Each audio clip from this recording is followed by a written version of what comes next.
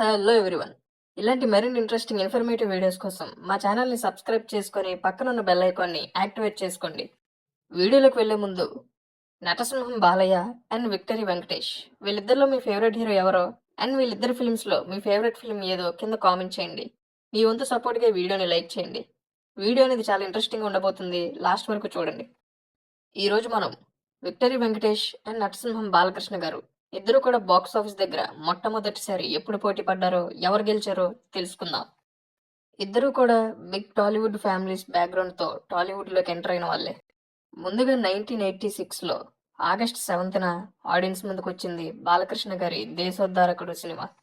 Balakrishna and విజయశాంతిలు hero హీరోయిన్లుగా తెరకెక్కినటువంటి ఈ సినిమాకి ఎస్ఎస్ రవిచంద్రన్ డైరెక్షన్ వహించారు. ఓపెనింగ్స్లో కనీ విని ఎరుగని రికార్డ్స్ క్రియేట్ చేసినటువంటి ఈ సినిమా ఓవరాల్గా మంచి పాజిటివ్ టాక్ని దక్కించుకొని బాక్స్ ఆఫీస్ దగ్గర సూపర్ హిట్గా నిలిచింది. ముఖ్యంగా కె చక్రవర్తి గారు ఈ సినిమాకి అందించినటువంటి పాటలు అనేవి అప్పట్లో చాలా పెద్ద హిట్ అవడం వల్ల ఈ సినిమాకి మ్యూజిక్ పరంగా కూడా హైప్ రావడంతో బాక్స్ ఆఫీస్ దగ్గర కమర్షియల్గా సక్సెస్ని సాధించడం మాత్రమే కాకుండా మ్యూజికల్గా కూడా హ్యూజ్ సక్సెస్ని సాధించింది ఆ టైంలో. ఓవరాల్గా బాక్స్ ఆఫీస్ దగ్గర సూపర్ హిట్ మూవీగా నిలిచింది ఈ సినిమా. ఇక ఈ సినిమా రిలీజ్ అయిన వారం రోజులకే ఆగస్ట్ 14న వెంకటేష్ గారు డెబ్యూ ఇచ్చినటువంటి కలియుగ పాండవులు సినిమా రిలీజ్ అయింది. అయితే వెంకటేష్ గారు ఫిల్మ్ ఇండస్ట్రీలోకి ఎంటర్ అయ్యే టైంకి బాలకృష్ణ గారు ఆల్రెడీ సూపర్ స్టార్. అయినా సరే ఈ కాంపిటీషన్ ఆ టైంలో ఇంట్రెస్ట్ని క్రియేట్ చేసింది ఆడియన్స్లో. కె రాఘవేంద్రరావు గారి డైరెక్షన్లో వచ్చినటువంటి ఈ కలియుగ పాండవులు సినిమా బాక్స్ ఆఫీస్ దగ్గర మరో సూపర్ హిట్గా నిలిచింది.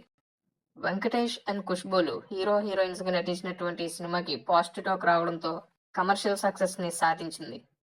అయితే ఈ సినిమాకి కూడా పాటలు మరింత హైప్ తీసుకురావడంతో మ్యూజికల్గా కూడా ఈ సినిమా హ్యూజ్ సక్సెస్ని సాధించింది. వెంకటేష్ గారికి బెస్ట్ డెబ్యూ హీరోగా నంది అవార్డుని కూడా తీసుకొచ్చింది ఈ సినిమా.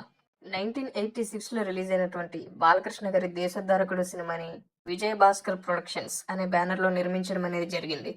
ఈ సినిమా బిగ్గెస్ట్ సక్సెస్ని సాధించడంతో విజయ్ భాస్కర్ ప్రొడక్షన్స్ అనేది బిగ్ ప్రొడక్షన్ హౌసెస్లో టాలీవుడ్లోనే one of the biggest production కంపెనీస్లో ఒకటిగా మారింది ఈ సినిమా సక్సెస్తో.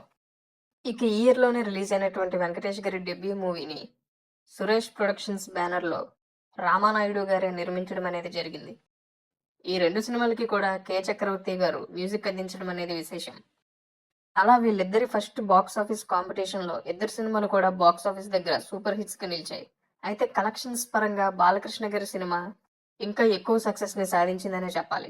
ఎందుకంటే అప్పటికే బాలకృష్ణ గారు ఆల్మోస్ట్ టాలీవుడ్ నెంబర్ 1 హీరో పొజిషన్లో ఉన్నారు. ఇక వెంకటేష్ గారు అప్పటికి డెబ్యూ హీరో. చూసారుగా వీళ్ళిద్దరూ ఫస్ట్ టైం ఎప్పుడు పోటీ పడ్డారో, ఎవరు గెలిచారో. దీనిపై మీ ఒపీనియన్ని కింద కామెంట్ చేయండి.